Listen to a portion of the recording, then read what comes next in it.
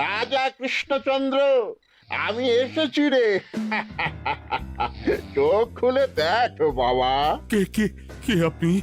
আমি স্বামী খটখটানন্দ।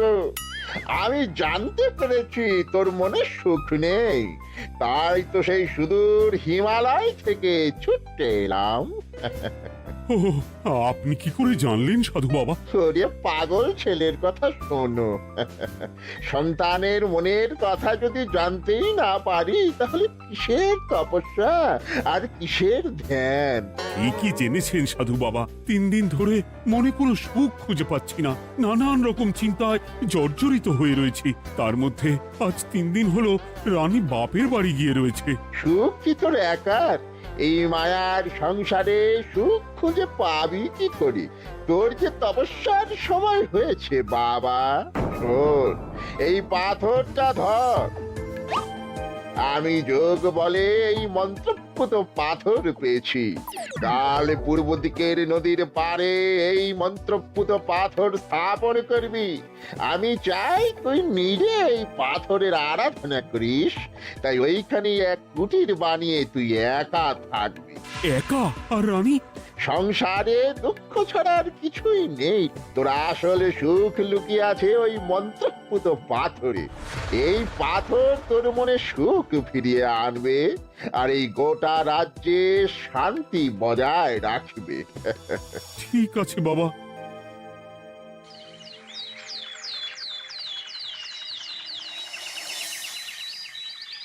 জয় বাবা খটখটানন্দের জয়। কি তার জ্যোতি, কি তার ব্যক্তিত্ব, আহ, কি তার কণ্ঠস্বর!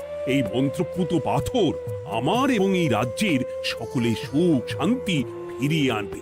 আজ থেকে আমি সাধু বাবার পরামর্শ মতন এখানেই থাকবো। তোমাদের যার যা যা বক্তব্য আমাকে এখানে এসেই বলবে। কোনো চিন্তা করবেন না মহারাজ, আমি সব সামলে নেব। আপনি নিষ্ঠা সহকারে সাধু বাবার আদেশ পালন করুন। মহারাজ, যার নামেই খট তার কথাই ভরসা করা কি ঠিক হবে? একটা সামান্য পাথর কি করে সুখ ফিরিয়ে আনবে মহারাজ? বিষয়টা কি খটখটানন্দের মতন খটকার নয়?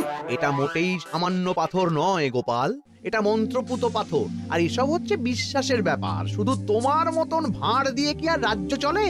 রাজ্য চালাতে গেলে ভক্তি, শ্রদ্ধা, আশীর্বাদও দরকার হয়। ঠিকই, শাস্ত্রে বলে বিশ্বাসে মিলায় বস্তু, তর্কে বহুদূর। কিন্তু মহারাজ, রাজ্যটাও তো চালাতে হবে। আপনি এখানে থাকলে এই রাজ্যের কি হবে মহারাজ? একবার ভেবে দেখুন, সাধু বাবা আসল না হয়ে নকলও তো হতে পারে। দেখো গোপাল, তোমার যদি মনে বিশ্বাস না থাকে তাহলে আমি বলবো তুমি আর এখানে এসো না। তবে সাধু বাবার নামে কোনো বাজে মন্তব্য আমি শুনবো না। আমি চাই না আমার এই অবিশ্বাসের কারণে আমার রাজ্যের কোনো ক্ষতি হোক। আর আমি এই রাজ্যের মন্ত্রী, আমি থাকতে তোমাকে রাজ্য নিয়ে বেশি ভাবতে হবে না। তুমি এখন যাও তো গোপাল, যাও। মহারাজকে আর বিরক্ত করো না। পাল না থাকলে এ রাজ্যের কিছুই এসে যাবে না। আমরা থাকতে নাকি ভাঁড় চালাবে রাজ্য?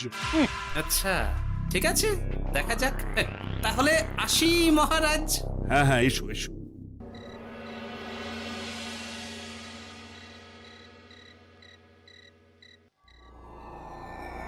মহারাজ, রানী, তুমি ফিরে এসেছো?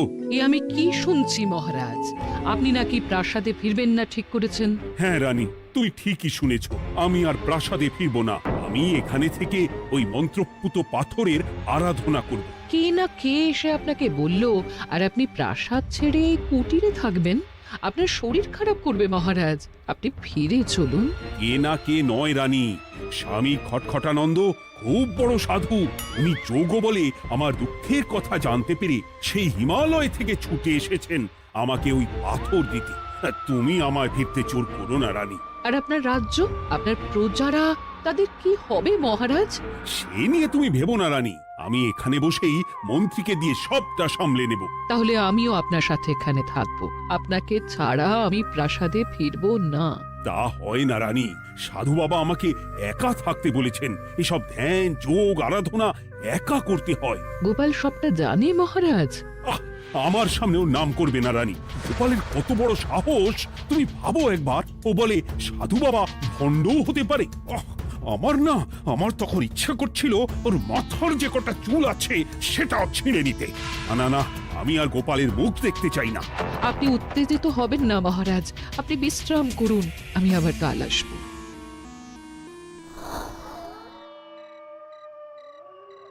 রাতের হাটেও সবজির যা দাম বেড়েছে, এরপর শুধু এক বেলা খেয়ে থাকতে হবে।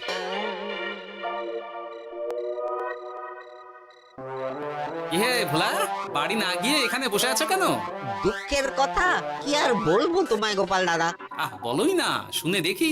সামনে বর্ষা আসছে, বাড়ির ছাদটাও মেরামত না করলেই নয়। কিন্তু আমার কাছে তো এখন এত টাকা নেই, তাই ওই গিন্নির সাথে পরামর্শ করে গেলাম মহারাজের কাছে সাহায্য চাইতে। থামলে কেন, পুরোটা বলো। কি আর বলবো গোপাল দাদা, মহারাজের উত্তর শুনে আমি তো অবাক। সবই তো বুঝলাম ভোলা, কিন্তু আমার যে কিছুই করার নেই। সাধু বাবা বলেছেন আজ থেকেই রাজ্যের সব সুখ দুঃখের দায়িত্ব ওই মন্ত্রপুত পাথরে। তুমি চিন্তা করো না, এক কাজ করো, তোমার সমস্যার কথা গিয়ে ওই মন্ত্রপুত পাথরের কাছে জানাও। আর তোমরাও আজ থেকে তোমাদের যা চাওয়া পাওয়া আছে সব গিয়ে ওই পাথরকে জানাবে। হ্যাঁ, যা করার পাথরই করবেন। একবার যদি ওই সাধুকে হাতের কাছে পাই না, তাহলে ওই পাথর দিয়েই বেটার মাথা ফাটাবো। কিছু বললে গোপাল দাদা? না, কিছু বলিনি। যাও, তুমি বাড়ি যাও, চিন্তা করো না, দেখি কি করা যায়।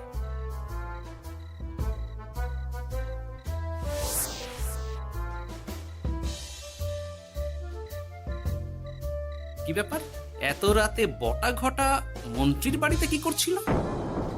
কি বটা ঘটা, আজকে মন্ত্রী মশাইয়ের বাড়ি খাওয়া দাওয়া ছিল? খাওয়া ছাড়া কি অন্য কিছু আসে না তোমার মাথায়? চ চ চ, আমাদের অনেক কাজ আছে, চ। আরে এত তাড়া কিসের? বাবা, বটা ঘটার এত কি গুরুত্বপূর্ণ কাজ যে একেবারে ছুটে পালালো? না, ব্যাপারটা তো সুবিধের ঠেকছে না।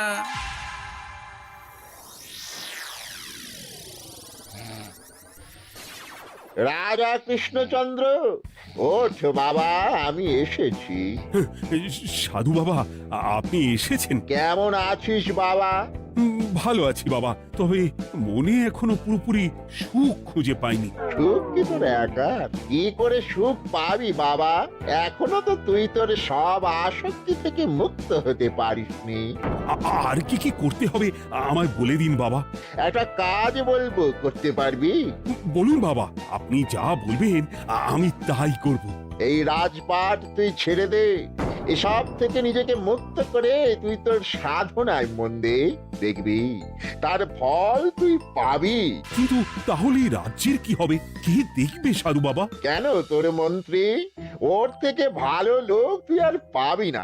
ওই হচ্ছে তোর আসল শুভাকাঙ্ক্ষী, আমি যোগ বলে জানতে পেরেছি।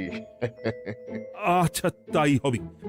আর ওই গোপালটাকে যদি পারেন একটু সাহায্য করবেন বাবা। ওই তুচ্ছ গোপালকে নিয়ে তুই চিন্তিত হোস না, ওরে বুড়ি মন্ত্রী মশাই ফাটাবে। তুই যা, ঘুমো।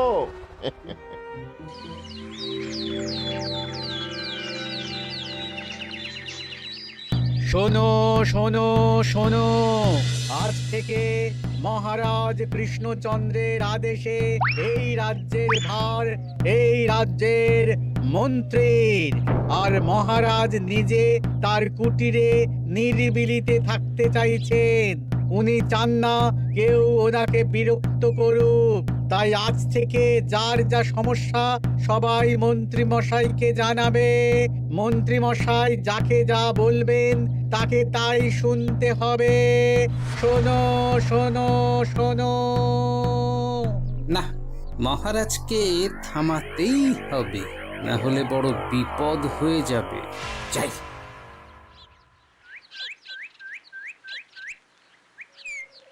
মহারাজ, এই ভুল আপনি করবেন না। মন্ত্রীর হাতে রাজ্যের ভার দিলে রাজ্যের সর্বনাশ হবে মহারাজ। দেখো গোপাল, আমি যেটা করেছি সেটা ঠিক বুঝেই করেছি। আমার সিদ্ধান্ত আর বদলাবে না। আর এই বিষয় নিয়ে আমি তোমার সাথে কথাই বলতে চাই না। মহারাজ, গ্রামবাসীরা আপনার এই সিদ্ধান্ত খুশি মনে মেনে নেয়নি। সবার কথা একবার ভেবে তারপর সিদ্ধান্ত নিন মহারাজ। একজন বাইরের লোকের কথায় কোনো সিদ্ধান্ত নেবেন না দয়া করে। গোপাল, তুমি যদি সাধু বাবার সিদ্ধান্তে প্রশ্ন তোলার চেষ্টা করো তাহলে আমি বাধ্য হব মন্ত্রীকে বলে এই রাজ্য থেকে তোমায় বিতাড়িত করতে। একজন সেই হিমালয় থেকে আমাদের উপকার করতে এলো আর তুমি তার বিরুদ্ধেই কথা বলছো। ছি ছি গোপাল, ছি।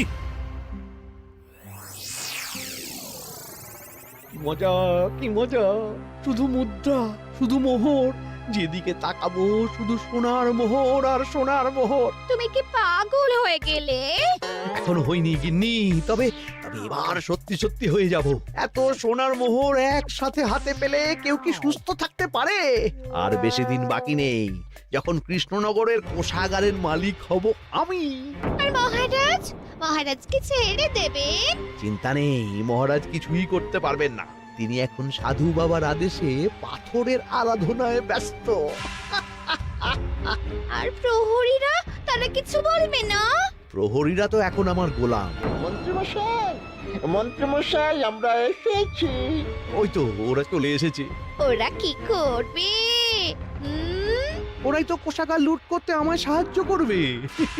রাজকোষাগার হবে শুধু আমার, আমার, আমার।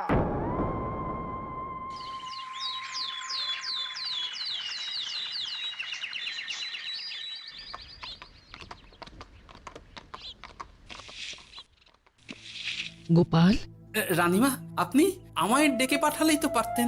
রাজ্যটার যে কি হবে গোপাল? মহারাজের উদাসীনতায় মন্ত্রী তো সব লুটে পুটে একাকার করে ছাড়বে। তুমি কিছু একটা করো গোপাল। সে তো আমিও বুঝতে পারছি রানীমা, কিন্তু হাজার চেষ্টা করে ও মহারাজকে বোঝাতে পারছি না। মহারাজ সাধু বাবার পাল্লায় পড়ে আর কিছুই বুঝতে চাইছেন না। এই রাজ্য আর মহারাজকে একমাত্র রক্ষা করতে পারবে তুমি গোপাল। কিছু একটা করো। কি হয়েছে, তোমরা হট্টগোল করছো কেন? তুমি আর একটা বিহিত করো গোপাল দাদা, আমরা তো আর থাকতে পারছি না। তুমি এর এক বিহিত করো গোপাল। আচ্ছা, কি হয়েছে বলবে তো? মন্ত্রী মশাই সবার কাছ থেকে অগ্রিম কর চেয়েছে। সে প্রহরী পাঠিয়ে সবার বাড়ি বাড়ি বলে এসেছে দুদিনের মধ্যে অগ্রিম কর না দিলে সবাইকে ধরে কারাগারে ভরে দেবে। একে তো আমরা কোনো সাহায্য পাচ্ছি না, তার উপর আবার এই জুলুম কি করে মেনে নেব বলো তো গোপাল দাদা? আমাদের বাঁচাও গোপাল দাদা, আমাদের বাঁচাও, না হলে এই মন্ত্রীর জুলুমে আমরা সবাই মারা যাব। হ্যাঁ গোপাল, তুমি পারবে। কিছু একটা করো গোপাল, এই রাজ্যটাকে বাঁচাও। না, আর নয়, এবার এর একটা বিহিত করতেই হবে। শোনো, তোমরা সব নিজের নিজের বাড়ি যাও, আমি দেখছি কি করা যায়। মন্ত্রী দুদিনের মধ্যে কর চাইছে কেন? ওর আসল উদ্দেশ্য কি? না, বিষয়টার খোঁজ নিতে হচ্ছে। পুটি, এই পুটি। গোপাল দাদু, তুমি?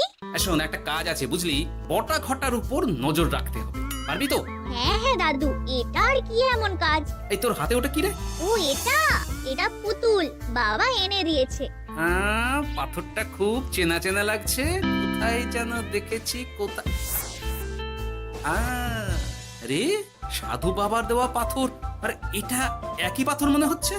এই তোর বাবা এটা কোথায় পেয়েছে রে? তা তো জানি না, তবে শুনেছি পাশের গ্রামে। বাহ, পাথরগুলো দেখতে তো খুব সুন্দর। এই সব পাথর তোমার? আজ্ঞে হ্যাঁ, আমি এই পাথরের মূর্তি বানাই। এই পাথর কি তুমি বিক্রি করো? না না, শুধু পাথর তো বিক্রি করি না। এটা কি? ও, ওটা আমি আমার সব পাথরের একটা চিহ্ন দিয়ে রাখি। এতে বোঝা যায় যে এই পাথরের মূর্তি আমার তৈরি। বাহ, চমৎকার কাজ করেছো। তোমাকে যে কি বলে ধন্যবাদ দেব তুমি জানো না। কৃষ্ণনগরের কত বড় উপকার তুমি করলে। গোপাল দাদু, ও গোপাল দাদু, গোপাল দাদু, গোপাল দাদু। কি ব্যাপার, এত সকাল সকাল? ভালো খবর এনেছিস মনে হচ্ছে। শুধু ভালো নয় দাদু, একেবারে গরম খবর। দাদু, রহস্য আমরা ফাঁস করে ফেলেছি দাদু। বলিস কি রে? শুনি শুনি। কাল রাতে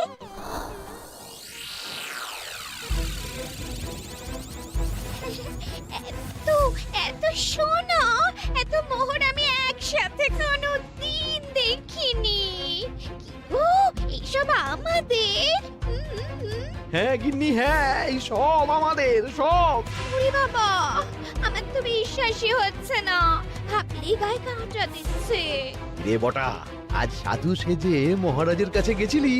হ্যাঁ, মহারাজ তো আজ প্রায় পা ছুঁয়ে প্রণাম করতে যাচ্ছিলেন, ওই কোনো মতে ঠেকিয়েছি। বলেছি প্রণাম নেওয়া আমার গুরুর বারণ আছে। আর আমি তো আজ এমন ধোঁয়া দিয়েছি যে মহারাজ একেবারে কেসে কেসে অস্থির। আর মাত্র 2 দিন, এই 2 দিন খেলাটা চালিয়ে যেতে পারলেই কেল্লা ফতে। আচ্ছা, এবার আমার কাছে পুরো বিষয়টা পরিষ্কার হলো। বাহ, তোরা দারুণ কাজ করেছিস রে। এবার শুধু আজ রাতে প্রমাণটা পেলেই হয়ে যাবে।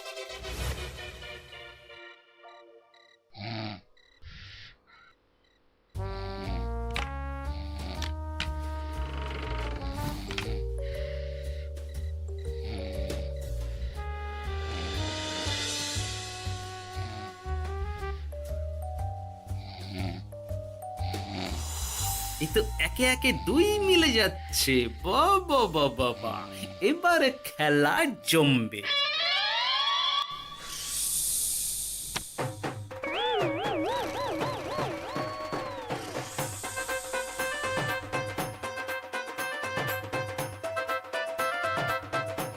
এই ঘটা ঘটা রে, এই ঘরে এত ধোঁয়া এলো কি করে রে?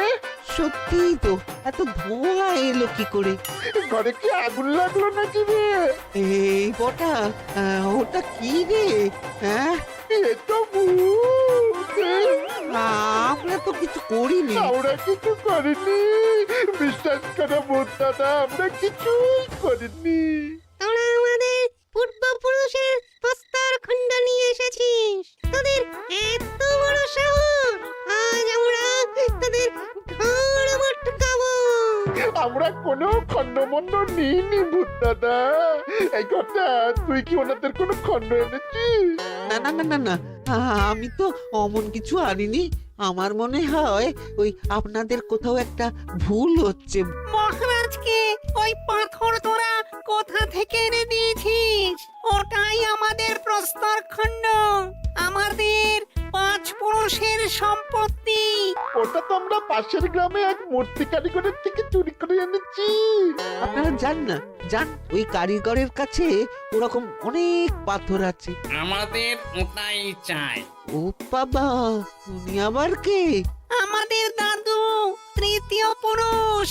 ও দাদু, এই চুরি ভূত দাদু, ওটা আনতে গেলে না মন্ত্রী মশাই আমাদের খুব মারবে। খা, ওদের মুন্ডু চিবিয়ে খা। না না, ওরকম করবেন না দাদু ভূত, তাতে আমাদের খুব লাগবে। তাহলে বল, মন্ত্রীর আসল উদ্দেশ্য কি? 2 দিন পর ও কি করবে? 2 দিন পরে মন্ত্রী মশাই কোষাগার লুট করে রাজ্য থেকে পালাবেন। এবার এবার আমাদের ছেড়ে দিন দাদু ভূত। তোদের ছাড়তে পারি একটাই শর্তে। বলুন বলুন।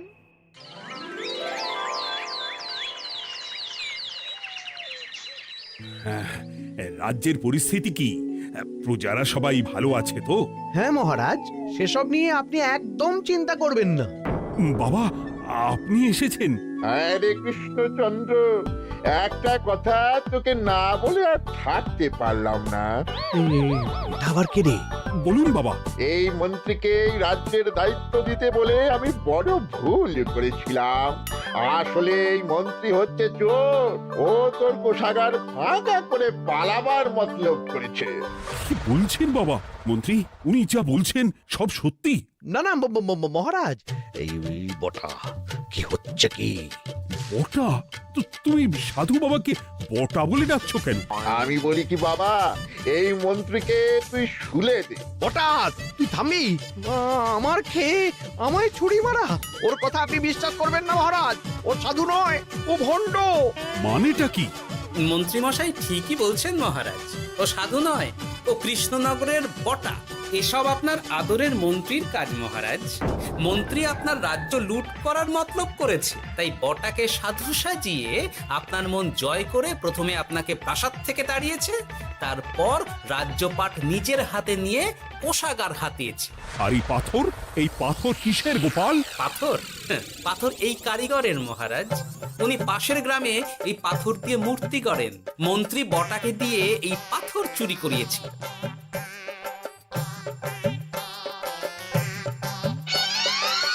ওই পাথর আমার মহারাজ। আমি তোমায় ছাড়বো না মন্ত্রী, তোমায় আমি শুলে দেব। প্রহরী, প্রহরী! কেউ আসবে না মহারাজ। প্রহরীরা এখন আমার কথা ছাড়া আর কারুর কথা শুনবে না।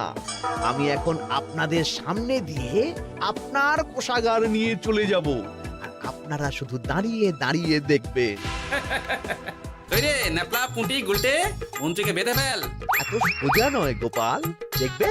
প্রহরী, প্রহরী! চেঁচান চেঁচান, আরো জোরে চেঁচান, কিন্তু ফল হবে না। আপনার প্রহরীরা সব গ্রামবাসীর হাতে বন্দী। আমায় ছেড়ে দিন মহারাজ, আমার ভুল হয়ে গেছে। এমন ভুল আমি আর করবো না মহারাজ, আমায় ছেড়ে দিন। ছেড়ে দেব? তোমার ব্যবস্থা আমি করছি। কিন্তু গোপাল, আমার মনের সুখের কি হবে? আমি কি আর সুখী হতে পারবো না? কেন পারবেন না মহারাজ? রাজার আসল সুখ তো তার প্রজার সুখে। একদম ঠিক কথা বলেছে গোপাল। প্রজার সুখেই রাজার সুখ। ঠিক গোপাল, ঠিক। তুমি না থাকলে যে আমার কি হতো? জয় গোপালের জয়! জয় গোপালের জয়।